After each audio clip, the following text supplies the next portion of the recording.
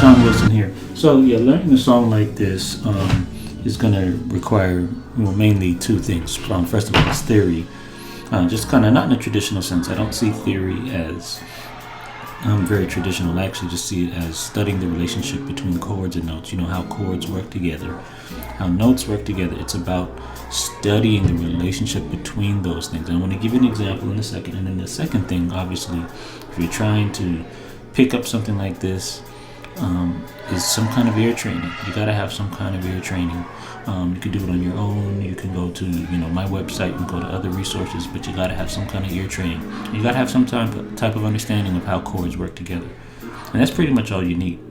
Now to apply it, that's different. But let me show you, for instance, like at the beginning.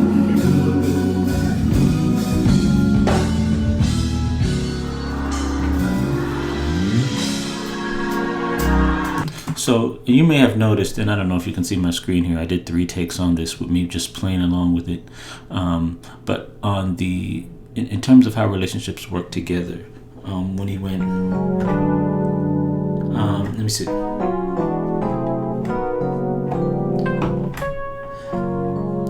Now, in my MIDI file, or you may have noticed, I don't play everything the same way as he does, and it's because I'm not doing a note for note transcription. I'm actually trying to study the relationship between the notes and the chords. So in the beginning, right, and then so on that very beginning,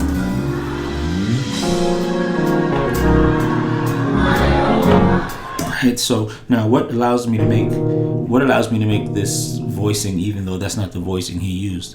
Well, again, understanding the relationship between the notes and how they all fit together, I knew that he was going from a G major 7 to a B flat major 7 or B flat major 9,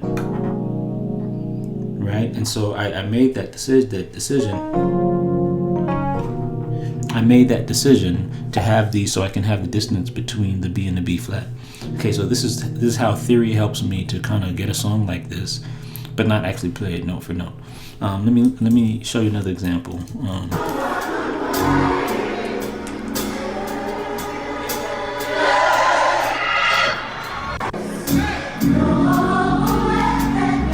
me see.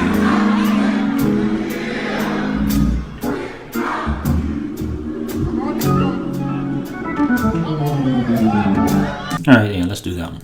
Okay, so and I need this thing to follow me here. Where is it at? There it is. Okay, so okay.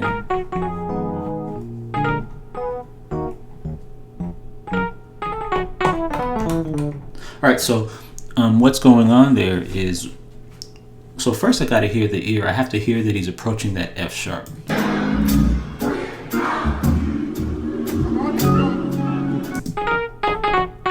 Right? So I kind of have to hear that he's approaching that F sharp from a whole step up. See? So in the it's kind of like a combination of two things. I'm having to use my theory. I'm having to use my ear to hear that F sharp is being, you know, he's kind of playing that note multiple times, right? So he's got that F 3 times, but then the F is also, you know, theory wise, kind of telling me that he's also kind of starting on a D major pentatonic run. The F sharp is the third note of, right? So he's just going down in the D major pentatonic. Now theory wise, how does that help me? What does my theory tell me? Okay, the relationship between chords.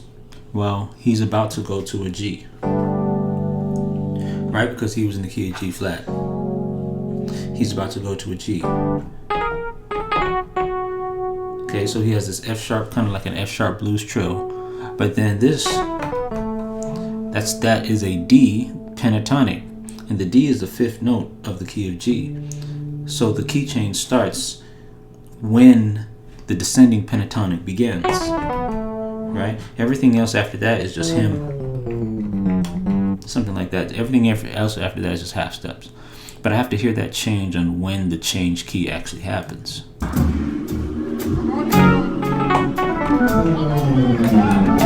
Right now he's in his new key.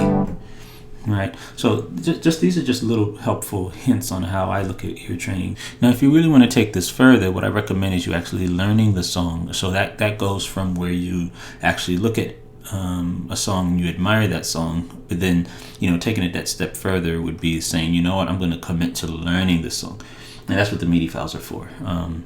You know, a lot of people don't have time to sit and try to figure out the chords, and so that's the reason I offer MIDI files. It's the reason I offer my website, to kind of help people to kind of shortcut that process, because at the end of the day, you're not going to develop vocabulary unless you're actually learning songs, right? So we need to learn. So that would be the third part. So you got ear training 1, then you've got, you know, studying the relationship between chords, but then you got to actually learn songs. You got to have a couple of high quality songs under your belt, and so, you know, doing something like that is what you would need to do.